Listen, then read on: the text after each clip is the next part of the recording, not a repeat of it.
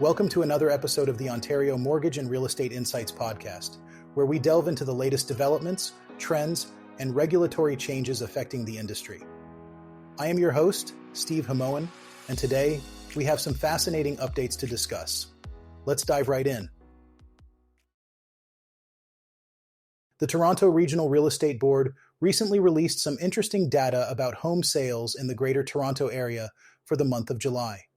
According to the board, home sales in July were up from last year, but they did see a slight dip from the previous month. Specifically, there were 5,391 homes sold in July, marking a 3.3% rise compared to the 5,220 homes sold in July of the previous year.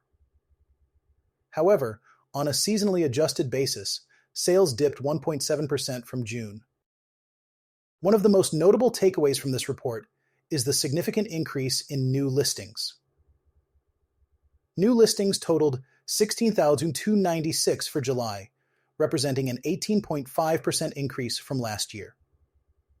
While the growth in listings outpaced sales on a year-over-year basis, the average price of homes only slipped slightly. The average price in July was $1,106,617, down just 0.9%. Jennifer Pierce, the president of the Toronto Regional Real Estate Board, commented on these findings, saying that the uptick in sales compared to last year is encouraging. She suggested that this could be a sign that the lower interest rates announced by the Bank of Canada in June and July are starting to have a positive impact. Pierce stated, "We may be starting to see a positive impact from the two Bank of Canada rate cuts announced in June and July. The cost of borrowing is anticipated to decline further in the coming months. Expect sales to accelerate as buyers benefit from lower monthly mortgage payments." Breaking down the numbers further, the average price of a detached home in the Greater Toronto Area in July was $1,225,927, while the average price for a condo was $718,698. The composite benchmark price, which aims to represent typical homes, was down 5% from a year earlier. So, what does all this mean for the real estate market in Ontario? The increase in listings suggests that sellers are feeling more confident, perhaps buoyed by the recent interest rate cuts. On the other hand, the slight dip in prices indicates that buyers still have some leverage, making it a potentially favorable market for both buyers and sellers. As always, it will be interesting to see how these trends evolve in the coming months, especially as we anticipate further changes in borrowing costs. In 1 month, home prices in the Greater Toronto Area declined by almost 5% in July, as ample new listings and fewer buyers put pressure on sellers to lower their prices on top of a typically quiet summer market. The average price for all property types dropped to $1.106 million in July, an almost 1% decrease from the same time last year. On a month-over-month basis, the price fell by 4.7% from June, according to the Toronto Regional Real Estate Board's report. When looking at the non-seasonally adjusted average selling price, there's always a dip in the summer anyways, said Toronto Regional Real Estate Board market analyst Jason Mercer. There could be some market conditions involved, as buyers benefit from more choice, and there would be a dip in price regardless as you move through the summer. It's a recurring seasonal trend. On a seasonally adjusted basis, the price remained flat. Prices dropped for all property types, with townhomes and semi-detached homes seeing the greatest price drops at 3.4% and 3.3%, respectively. While price changes can be market-driven, meaning more inventory can impact overall home prices, there's a greater mix of different homes for townhomes and semi-detached homes, where the quality of the property, its size, and location can greatly impact the property's prices month to month based on what's sold, Mercer said. Sales were also down by around 13% month over month, but edged up slightly by 3.3% in July compared to a year ago, indicating the positive impact of the Bank of Canada's interest rate cuts on the market, the report said. In June and July, the bank made 2 consecutive 0.25 percentage point rate cuts, bringing the key interest rate to 4.5%. We didn't see the full impact of the July cut, but the interest rate cuts have certainly helped and will continue on a downward trend in 2024, Mercer said. We'll get a better sense of the market as we move into 2025, where people will stand in terms of affordability. First-time homebuyers are certainly the most sensitive to rate cuts. According to an Ipsos poll, Mercer said, homebuyers would need at least a full percentage point decrease from the Bank of Canada to move back into the market, which economists forecast will happen by the end of the year. On the supply side, buyers are benefiting from ample choice with the annual growth of new listings at 18.5%, outstripping the number of sales. The sales to new listings ratio was 33%, indicating a buyer's market. It was encouraging to see an uptick in July sales relative to last year. We may be starting to see a positive impact from the 2 Bank of Canada rate cuts announced in June and July, said Toronto Regional Real Estate Board President Jennifer Pierce in the report. Additionally, the cost of borrowing is anticipated to decline further in the coming months. Expect sales to accelerate as buyers benefit from lower monthly mortgage payments. Sales were up year over year for detached, semi-detached, and townhomes at 3.3%, 7.3%, and 8.3% respectively. Condo sales were down 1%. Buyers have a lot of negotiating power right now. As more buyers take advantage of more affordable mortgage payments in the months ahead, they will benefit from the substantial buildup in inventory, said Mercer. This will initially keep home prices relatively flat. However, as inventory is absorbed, market conditions will tighten in the absence of a large-scale increase in home completions, ultimately leading to a resumption of price growth. Let us talk about the recent market volatility and what it means for mortgage brokers and borrowers. If you had gone on vacation to a remote island with no internet and landed back at Pearson Airport on Monday night, you would be in for a rude awakening. Over the last 2 trading days, stock markets have erased trillions of dollars in equity value. The Japanese stock market has had its largest collapse since Black Monday, and traders, investors, and financial professionals are all wondering what happened. Now, none of this is really surprising. I have been saying for a while that volatility was going to pick up. This is how cycles work, and for those of you that want lower interest rates, this is how you get them. Of course, lower interest rates will not save the world this time, but what we are seeing unfold is exactly what has to happen to get rates down. Financial markets and the economy have to fall off a cliff. The largest problem with finance as a whole is the problem with bias. Never ask a barber if you need a haircut, and never ask a mortgage lender if they want lower rates. The answer will always be the same. Lenders want lower rates to juice volume, or so they think will happen. On Monday morning, Jeremy Siegel, professor emeritus at Wharton School of Business, went on CNBC and called for the United States Federal Reserve to immediately cut the overnight rate by 75 basis points, and then cut another 75 basis points in September. Calling for the Fed to cut rates by 75 basis points immediately is probably the dumbest thing I have heard in a while. Now notice I did not say it will not happen. I just said it was a bad idea. Since what is old is new again, let us take a stroll down memory lane. The recessions of 1990, 2001, 2008, and 2020 were all preceded by large rate cuts by the Fed and the Bank of Canada. Every time a large rate cut comes out of nowhere, markets take that as a signal that we are in trouble, and the selling gets worse. Bad news leads to more selling, which leads to more bad news, and around we go in a self-fulfilling negative feedback loop. Many will claim this is a normal correction in the course of markets. I disagree. Normal functioning markets do not see intraday declines of double digits. You do not simply slice 12% off the value of world stocks because of a normal correction in 3 days. However, the great thing about an opinion is that I can have an opinion, you can have an opinion, and it does not mean either of us is right.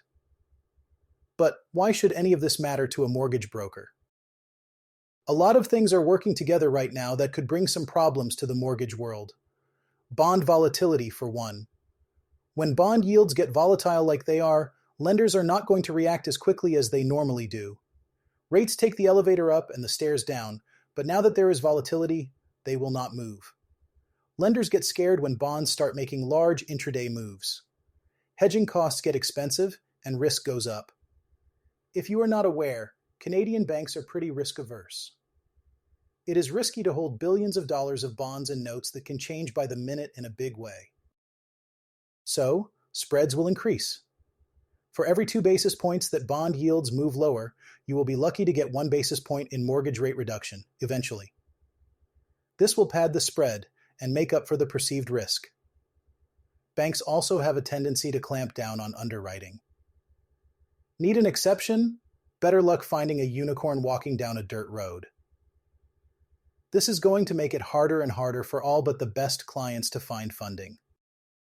Now, please understand, this will not happen tomorrow, but you will notice that credit becomes tighter and tighter.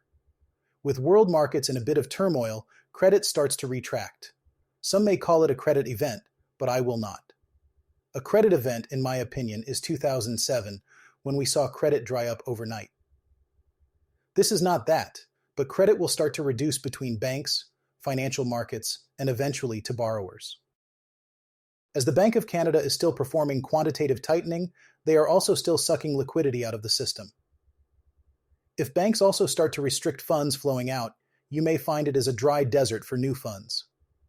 A credit event may come if we continue down the path of the last few days, but I am not ready to call that yet. The wealth effect will start to reverse course quickly. When people see their house going down in value, they see their investments dropping, and their retirement accounts getting smaller instead of bigger. This has a mental effect on people.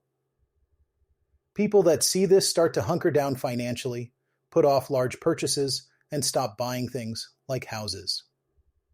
With so much uncertainty out there, the general population will slow down with purchases of a lot of things, big-ticket items being one.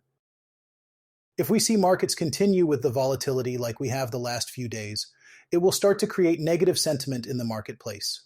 Someone will get nervous, need to sell, and drop their price. Others follow, and we are back to the downward spiral. Appraisals start to reflect lower values, which prices new home sales in the market, and once again, round and round we go. Things will stay wild. That does not mean straight down, but you will see large swings in stocks, currencies, bonds, crypto, you name it. Every time someone calls for an emergency rate cut, yields will move. Every time government reports are released like consumer price index, employment, and so on, yields will light on fire. This is normal for this stage of the cycle. So, use it to your advantage. Get your buyers pre-approved and lock in rates. If they go up a lot, you look like a genius. Deal with lenders that have rate drops. There is a good chance you could be 25 to 50 basis points lower at funding if things go bad. Again, you look like a hero to your client. Transfers and renewals that were sent out a few weeks ago, we can finally compete with. I love it when all the talking heads get on the media. Some will jump on and scare you, claiming the stock market is going to zero. 30 minutes later, another talking head will say the stock market is going to double from here. Neither of them are correct. Somewhere in the middle is probably more accurate. Do not let these people on the television determine your predictions. Some will say interest rates are going negative, others will say we are headed back to the 1980s double digits interest rates. Neither will happen, so do not get sucked in. Stay level-headed. Your clients, at least a lot of them, will get sucked into the news and start to worry. They need trusted advice, and they need to make sense of it all. Be that source of trusted advice. Read as much as you can from different sources to get a handle on where you feel things are going, and prepare for that.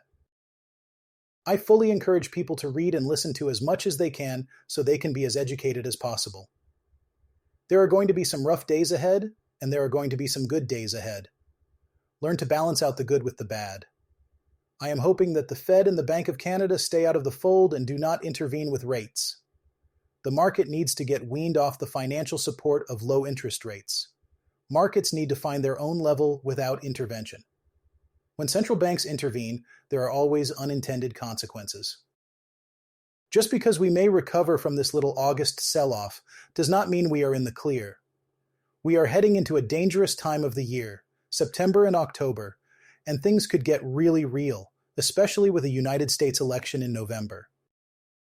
For a country with such a severe shortage of housing, the way Canada builds homes has not changed that much since the country was founded. Workers arrive on site with building materials they assemble piece by piece, a little like how cars were built until Ford invented the assembly line more than a century ago. The federal government is aware more productive methods are needed, so it is pushing for modular construction, where homes are fully or partially assembled in a factory before on-site installation. When I talk about making it faster to build homes, modular housing is a big part of it, Prime Minister Justin Trudeau said in a July statement. The process can get housing built anywhere from 20 to 50% faster, according to a report from consulting firm McKinsey, while also cutting down on neighborhood disruption, reducing waste, requiring fewer workers, and potentially being upwards of 20% cheaper. To speed up adoption, the government is earmarking $500 million in loans for apartment builders that use modular construction and other innovative techniques. It is also providing funding for local innovative housing solutions and research to develop new ones, and has committed to reducing regulatory barriers and standardizing designs. But while some initiatives are underway, industry insiders say much more is needed to create a foundation for the streamlined building technique to grow from its paltry 2% of the market. It is not as simple as, oh, well, somebody just thought of modular housing, so let us do it, said Kevin Lee, chief executive of the Canadian Home Builders Association. Along with targeted support for the method, wider issues in the housing market like regulatory delays, development charges, and mortgage rules also need to be fixed for modular to really gain traction, he said.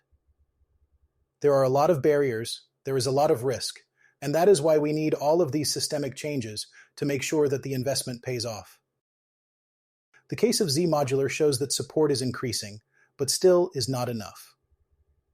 Last fall, the company proudly announced it was the first to secure insurance from Canada's housing agency for a modular apartment build, helping to lower costs.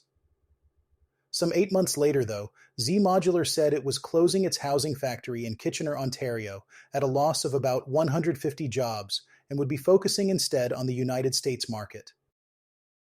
The company said the decision was prompted by inefficiencies in financing, rising costs, and regulatory delays. Despite an obvious housing crisis, Canada has lacked the foresight to enact the changes necessary to encourage investment and enable developers to be successful, Barry Zeckelman, chief executive officer of Z Modular owner Zeckelman Industries, said in a June statement. Unfortunately, despite our investment of tens of millions of dollars, our teammates have become the victim of the tragic reality of a broken system, he said. A big part of the challenge with ramping up modular construction is that it costs a lot to get a factory going, and it needs steady demand to pay for all the fixed costs. That does not fit well with the vagaries of Canada's housing market, said Lee. Because of the boom-bust cycle, it is really tough to make those investments. If you have that big overhead, instead of just slowing down, it can make you go bankrupt. The modular industry is littered with examples of the bust side, ranging from nomadic modular structures incorporated going under last fall with social housing projects half-built and a few $1 million in debt, to British Columbia-based Nexi Building Solutions, which boasted of a more than $2 billion valuation 2 years ago before going bankrupt earlier this year. There are companies managing to make inroads, however. Bird Construction Incorporated bought into a modular business in 2017, and last year it secured a contract to build Canada's tallest modular project, a 14-story apartment in Vancouver for British Columbia's housing agency. Modular construction is gaining considerable momentum in North America, Bird Chief Executive Terry McKibben said in a statement at the time. Alberta-based Northgate Industries Limited, which has been in the modular business for over 50 years, has succeeded in part through diversification, said Director Ali Salman. The company builds everything from remote work camps to rural hospitals and has shipped housing units everywhere from Tuktoyaktuk, Northwest Territories, to Hawaii and South America. A push for government-led rapid housing supply has helped create demand closer to home in places like Edmonton, but there is less traction on the private side, said Salman. The private sector is picking it up only if the area has a very high labor cost or it is a very remote area. There is also resistance within the housing industry, as everyone from contractors to engineers to architects defend their territory and keep doing things the way they have always done, he said. But not having a predictable, steady flow of demand is still the biggest barrier, said Salman. He said he would like to see the kind of government support for growth that industries like automotive and oil and gas have received. Such support has proven to work in places like Scandinavia, he noted, where modular construction makes up almost half of the housing stock. But given Canada's largely fragmented construction sector, more awareness is also needed to increase adoption, said Stephen Bites, a professor at Laurentian University's MacEwan School of Architecture. He said that while most homes will not be rolling out of factories anytime soon, there is plenty of room to increase the use of prefabricated parts like wall panels. It is really about educating and sharing that knowledge, and allowing local builders to continue to do their traditional way, but also start to engage in more prefab in hopes that they will see the benefits. Advances in building techniques would open up the potential for more sustainable building materials and moving away from really antiquated methods of building, said Beatties. We have been building stick frame homes for 150 plus years. It is critical for us here in Canada to start embracing prefab and modular as a way to gain those efficiencies. Now let's turn our attention to some staggering new numbers that highlight the sheer scale of Ontario's real estate market. According to a recent report by the Municipal Property Assessment Corporation, the combined value of all real estate in Ontario is now estimated at an eye-watering $3.14 trillion. Yes, you heard that right. Trillion with a T. This figure marks a significant increase from the previous estimate, which was already a whopping $42 billion. The new valuation underscores the robust nature of Ontario's real estate market, which continues to attract both domestic and international investors. Interestingly, the report also highlights that Toronto property values alone have surged to $9.93 billion. This increase has been driven by new construction projects across the region, including notable sites such as 407 Dundas Street West in Oakville. These developments have played a crucial role in bolstering the overall value of real estate in Ontario. The Municipal Property Assessment Corporation's findings are a clear indicator of the ongoing demand for real estate in the province. This demand is not just limited to residential properties, but extends to commercial real estate as well. The rise in property values reflects a healthy market, albeit one that is becoming increasingly competitive. For those of you involved in the real estate industry, whether as brokers, developers, or investors, these numbers should serve as a reminder of the opportunities and challenges that lie ahead. The market is hot, and while this can mean great returns on investment, it also necessitates careful planning and strategy. As we look forward, it will be interesting to see how these valuations evolve, especially in light of ongoing economic uncertainties and potential regulatory changes. Will the market continue to grow at this pace?